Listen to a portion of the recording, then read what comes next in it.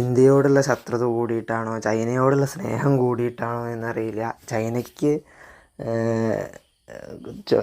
ഏർപ്പെടുത്താൻ ആലോചിച്ചിരുന്ന 145% താരിഫ് തൽക്കാലത്തേക്ക് ട്രംപ് 3 മാസത്തേക്ക് നീട്ടി വെച്ചിട്ട് വല്ലാത്തൊരു നീട്ടിവെപ്പായി പോയത്.